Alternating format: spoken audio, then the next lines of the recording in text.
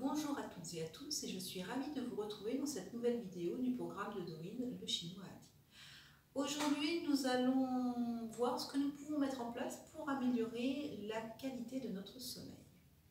Comme nous l'avons déjà vu dans la vidéo du Douyin des yeux ou comment mieux supporter la lumière du soleil, le sommeil dépend de notre adaptation à l'horloge solaire.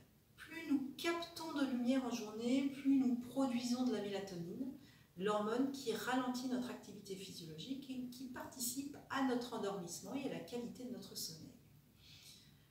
Donc un sommeil de qualité doit nous permettre de nous lever le matin sans difficulté, de vaquer à nos activités dans la journée sans avoir l'impression de se traîner et d'aller se coucher le soir assez facilement, même facilement, pour se réveiller le lendemain en pleine forme, frais et dispo pour attaquer de nouveau une journée tout en activité.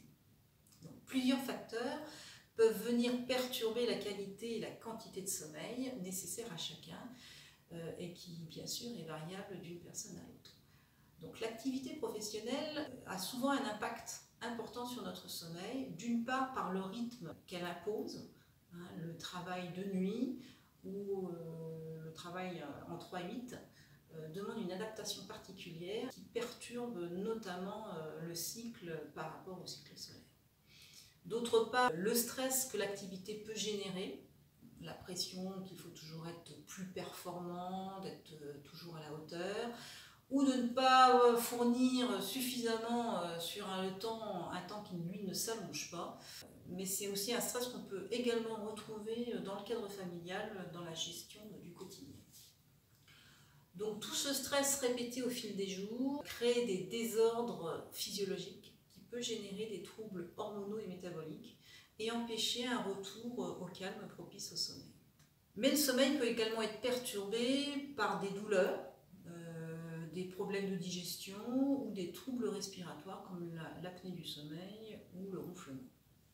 Donc je vais vous proposer quelques conseils et des petites astuces pour améliorer votre sommeil. Alors premièrement, profitez au maximum de la lumière naturelle du soleil pour stimuler la production de mélatonine qui permettra un bon sommeil. Deuxièmement, couchez-vous avant 23 h.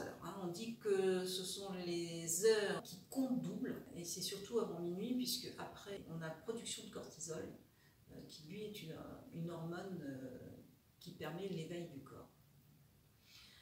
Troisièmement, coupez les écrans des ordinateurs, des tablettes, des téléphones portables 2 heures avant le coucher. La luminosité et surtout l'activité oculomanuelle que leur utilisation génère garde le cerveau en activité. Il faut compter environ 2 heures pour qu'il puisse redescendre à un niveau de calme suffisant et propice au sommeil. Privilégiez plutôt les activités de lecture, de détente, de relaxation, mais quelque chose qui soit effectivement, qui vous amène vers le sommeil. Quatrièmement, évitez les repas trop lourds, trop riches ou trop tardifs, qui du coup vont retarder d'autant plus l'endormissement. Et puis maintenant, je vais vous proposer des petites astuces pour vous aider à vous endormir. Donc je vais vous proposer deux points d'acupuncture qui favorisent le calme et la détente. Donc le premier point, c'est gros intestin 4 qui se situe sur le métacarpe de l'index. À peu près au milieu, vous avez une petite excavation, ça fait comme un petit trou à ce niveau-là. Donc vous cherchez la petite excavation, vous placez votre doigt, votre pouce, vous longez le métacarpe pour vous poser sur le muscle et ensuite vous allez le glisser dessous en essayant de prendre appui pour le coincer entre le métacarpe, voilà, en relevant. Donc, normalement, ça va vous faire une petite sensation qui peut être un peu douloureuse si on n'est pas stressé. Donc ce point a la particularité de faire relâcher musculairement, d'un point de vue musculaire, d'être dans le tonus correct. Donc en général, quand on est tendu, ça va amener une détente au niveau musculaire et en même temps, d'un point de vue psychique, ça va amener à lâcher prise dans le sens où vous allez avoir une prise de recul. C'est une mise à distance au niveau de ce qui peut nous affecter. Donc moi j'appelle ça le point zen, le point qui rend zen. C'est un point à utiliser sans modération. Alors pour qu'il soit efficace, il faut au moins le tenir 2 minutes. Voilà. 2 minutes. Vous verrez que même un peu avant, la sensation qui peut être douloureuse va disparaître. Mais c'est à consommer sans modération. C'est-à-dire que si vous avez envie de le faire 10 fois dans la journée, faites-le 10 fois. Bon, ça va monopoliser 10 fois 2 minutes, donc effectivement 20 minutes. Mais il est vraiment efficace sur le long terme. Et ça va amener vraiment une décontraction. J'ai des personnes qui l'ont testé le soir dans leur lit et qui ont trouvé que vraiment ça les avait bien aidés pour s'endormir. Ça les calme. Le deuxième point, c'est mettre cœur 6 qu'on va faire par contre du côté gauche. Donc 2 largeurs sur l'intérieur du bras, 2 largeurs de pouce à partir du pli du poignet, donc première largeur, deuxième largeur, on se retrouve juste derrière les os du poignet et la pression va se faire vers le poignet, verticale et vers le poignet, vers la paume de main. Et là c'est pareil.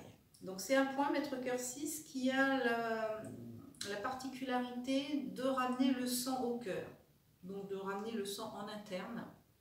Et donc, il va calmer la pompe cardiaque et en même temps faire ralentir l'agitation, puisque le sang revenant au cœur n'est plus en périphérie.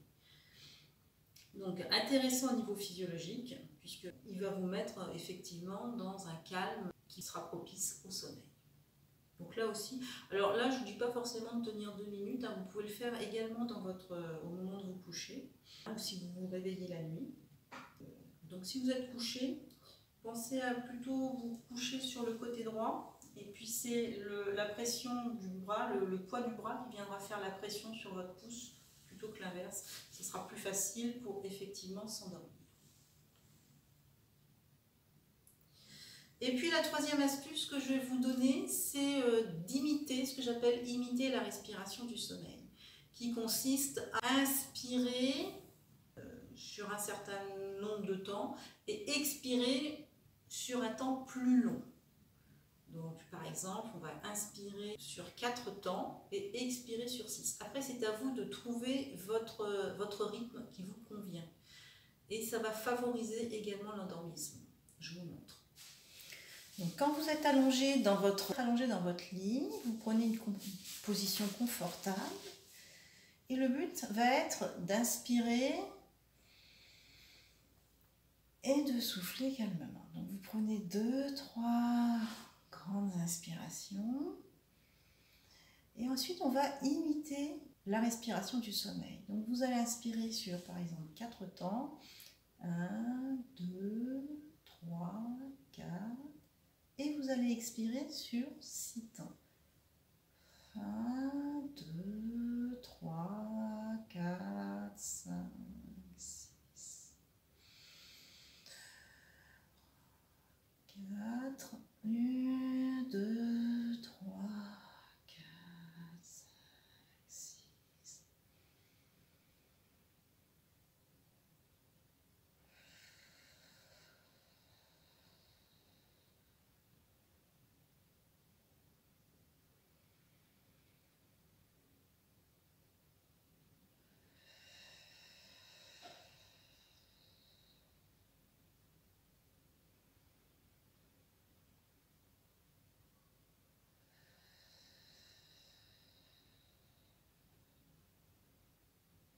Donc cet exercice va vous amener à ramener du calme et en même temps c'est comme en méditation, c'est-à-dire que le fait de vous concentrer sur je compte 4 en inspirant, je compte 6 en expirant, va occuper l'esprit et éviter que les idées tournent en boucle dans la tête.